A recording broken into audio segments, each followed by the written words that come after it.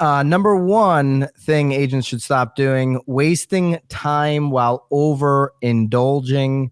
She references self-isolating, neglecting your hygiene, ignoring your clients, never ignore your clients, over consuming those webinars that we're all being inundated with. So wasting time while overindulging. Do you agree, Nicole? Oh, absolutely. I think that, I do think that everyone's obviously going through different, I don't know, what do they call them? You know, like when you're going through like loss, like there's like stages. I do think that everyone's probably going through very different stages of this pandemic, but I do think that, what are we now in? Almost Grieving. 8? Grieving was the word you were looking for. Yeah, so I think that we're on to beyond this stage now. Again, since it's been 8 weeks, I do think it's time, like she said, take your sweatpants off, start engaging back with life.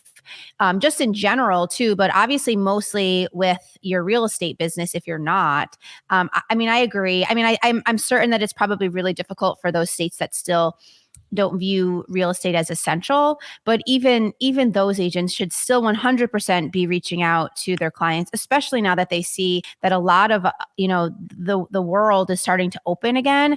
They certainly don't want to be so far behind once we're actually able to. I don't think there's any states still keeping real estate from being essential, but there certainly could be at this point that I'm not aware of. But yeah, I agree. There's really never a time to be, just hiding, even when we are, all isolating or, self-distancing and all of this kind of stuff. There's never a time to completely hide. Your business is going to move on with or without you. So I agree. Number two, holding normal open houses and otherwise enabling looky-loos. So like within our brokerage, open houses still are not allowed, right? And it makes a lot of sense, I think, right now, because we can do virtual open houses, we can do private showings. So I would agree with that.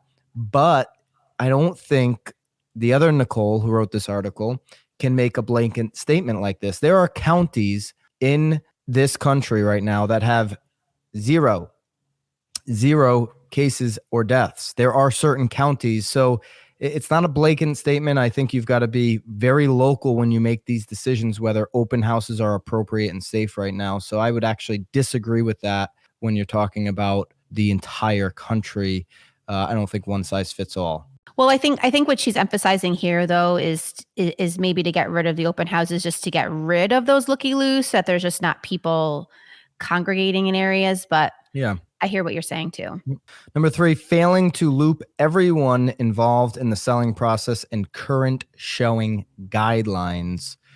So you can do things like Zoom, and you can really educate your customers, buyers and sellers better right now, I believe, because if you're going through a contract and you're going to do it on Zoom and they're going to have a screen share with that contract while you're going over it, it's easier, folks, than the client, looking over your shoulder at a table or you handing them a piece of paper and talking them through it. It's easier for everybody to be looking at the same screen share, in my opinion. So yeah, failing to loop everyone in on what's going on right now would be ludicrous. I think the biggest thing here too, and again, in terms of like easy, I think it's much easier to have these conversations with your clients too, because I think, and not even just clients, I would say customers too, people that are just like, what's going on? Yeah. I think right now they're trusting us more than ever to give them the information. So I do think that it's probably easier to have these conversations too, because they're so much more willing to listen and ask for your advice too. And we should, to your point, really be the experts. We should be educating ourselves every day. Everything's changing very quickly. So keep your skills and your information intake sharp. Number four, not reading the confidential remarks. That's referring to like the MLS, the agent to agent remarks. And yeah, right now, I think more than ever, there's going to be specific situations. This homeowner has a need. They want you to take this protocol before coming in their house. Very important that we adhere to those homeowner needs and their rights. It's their home. So if we're not reading the confidential remarks and we're just blowing through the foyer where they're asking us to take off shoes and do a disinfectant routine, right? If we're just not reading those remarks and blowing through it, we could harm somebody literally. Number five, Arguing with other agents showing restrictions. Ridiculous. Ridiculous? I would say so, yeah. Well, I think arguing about anything in this business is usually ridiculous, but I think more so, obviously, more now than ever. Yeah, I mean, these are obviously restrictions that the seller may even be putting on their agent too. I had a showing the other day that they only would let me show it if I've shown the virtual tour to my buyers first. That's totally fine with me. I'll be honest. In this case, I'd almost rather send the virtual tour, because if they're not interested in it, there's no reason for us to even go out to the house and even, like, possibly get contaminated. So, I mean, this one, again, it's always so unfortunate when you hear agents arguing, especially in a situation. It seems ridiculous. I mean, everyone has to have a little bit more patience. I get it. I mean, it's a very interesting and weird market, but still, I mean, I'm in agreement with this one. Number 6, not thinking through your own showing instructions. I agree. If you're the agent and you're representing this home, then you should be really conscious of how those agents, whether it's on Lockbox, are going to show it, or how you're going to show it. How many agents are allowed? How many consumers are allowed to be at the showing? Who's touching knobs? Who's touching lights? Are we following public health protocols? All of that as a informed professional listing agent, you should be taking into consideration.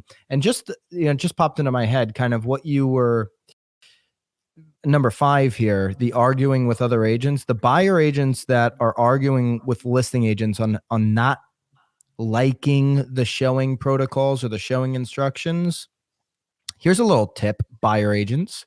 Go get your own listings so you can make up your own rules, okay? You wouldn't be complaining if you had listings to pay attention to. Buyer agents are the biggest complainers of all time. So just a little side note rant there. Yep. Mm-hmm.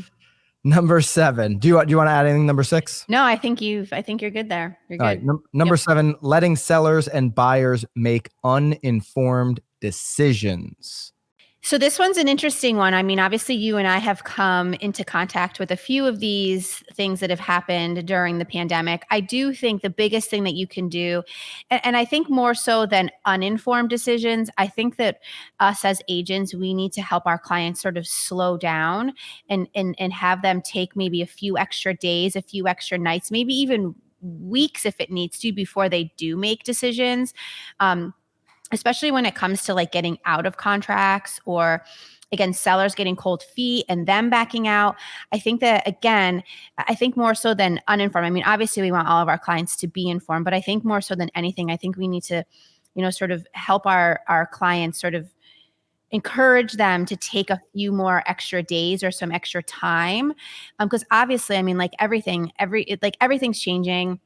One week is different than the next. They may feel differently now than next week. So I think, again, on top of being uninformed or providing them information, I think that we should also help them, take a little bit of extra time before making a decision too. Yeah. If they're your client, leaving them uninformed about anything at any time, pandemic or not, is not the right move as a professional agent. Number 8, leaving home without a mask, gloves, and cleaning products. And so it goes on to say good agents typically have a trunk full of stuff, right? Usually we have open house signs and riders and tie wraps and all these kind of things, flyers, right? Packed into our trunks of our cars. And now we should include the mask, gloves, and cleaning products. Certainly if you're going to be in and out of homes, you should have the disinfectant wipes for every single light switch or for every single doorknob. You as the agent should be the only one touching those things. These are, during this situation, common sense practices. The mask, certainly, you don't know if you're going to be meeting clients who are uncomfortable viewing a house without you having a mask. So you should have one in respect to the people that you're meeting. Just don't be that person that I've seen multiple times driving down the freeway with nobody in their car and their mask on. I can't figure that one out. Well, so it's funny that you say that, because people have been saying things like that on Facebook, and a nurse did chime in and say, I'm going to be proven wrong here. I'm ignorant. I know. if you are going from one place to another, it's in your best interest to keep the mask on, because you can actually contaminate yourself and the mask if you leave one place, take the mask off while you're What if you driving, and then wash your put it hands? What if you back. wash your hand? I guess if you can't wash your hands, Yes, maybe. yes. So again, I think that, but I'm with you on that. I mean, it's sort of funny to see people driving around, I mean, or like the ones that have like their top down, like they have their tops down, like oh my because it's gosh. getting a little warmer. I get it. People are freaked out, and they should do what makes them feel comfortable, I guess. Well, unless maybe they're sick. Again, you're supposed to wear the mask if you're sick so that you don't spread your germs. Well, if you're sick, you're supposed to be staying in. You're not supposed to be driving around if you're sick. That's the big thing, right? Okay. Number 9, spreading fake news. Agents should not be spreading fake news. So quit sharing stuff that would be considered fake news. That really does that have to just be during a pandemic? Can we stop sharing fake news all the time? All the time. Yes. I think right now this number 9 sort of leads into number 10 about giving health advice. I think both of them, all agents should, I think every individual in our society should refrain from both of them, in all honesty, at this time. Let the professionals speak about it. Just like no one's necessarily, well, some probably do, but like talk about your industry, talk about what you know with your business and with real estate. And again, leave the news and the health advice to those professionals too. The majority of the health professionals are disagreeing enough for us to confuse matters. So I agree. Leave it and talk about what you know, which is real estate. And if you don't know anything about real estate, then turn your license back in. Number 11, or get a mentor, or get some help, or join a team. Yeah, do that. Why don't we start there? Get a coach. Not mastering online meeting technology. Agents should really face the fact and understand that Zoom's not going away. This one's funny though, because she does make mention about paying attention to the camera angle. It's more flattering if the camera is above eye level. Comb your hair, dress up a little. So on top of knowing how to use Zoom, she's also giving tips on how to look best while on a Zoom call. So and a lot of those made me chuckle a little. And agents, if you haven't been doing it, a lot of these tips have been out there since 2013. You should have already been engaging in them by 2015, 16, probably the latest. And so if you haven't gotten on board now, I feel like the market's probably moved past you to some degree, unless you're just probably a 40-year vet and so entrenched in referral after referral. But if you're somebody who's still building your business, this isn't going away for the rest of your career, meaning will the technology of Zoom and StreamYard and these types of things get better? Absolutely. It's going to get closer to real life. The technology and the visual look of it is going to improve, but this is not going away probably for the rest of our lives in some form, right? Number 12, expecting things to go back to normal. Agents should not expect things to go back to normal. I think things are always going to change us when it's this dramatic, when something like this happens. But I'm not going to be a fear mongerer and say normal life is never coming back. And so to this one, number 12, I just think it's a crappy one to say. It'll be a new normal. Everything is going to be different. Gosh, like who knew I'd be like working out 5 days a week for 20 minutes? But that's a great new normal for me, Great new normal. Yeah. I think we're going to have to adapt, but I also believe that people do want to feel optimistic about being able to get back to see the people they love and all of that kind of stuff. And so for, whatever angle that hits you, and that hits me when I hear expecting things to go back to normal, I automatically think about the way we interact as humans. And I do think that's going back to normal at some point, maybe not tomorrow, but I do believe at some point we're going to get together and watch the Super Bowl. I do believe that. Or you're going to be sitting at a bar having a cocktail again soon. Yeah, I believe that. And I'll be one of the people that probably does that first.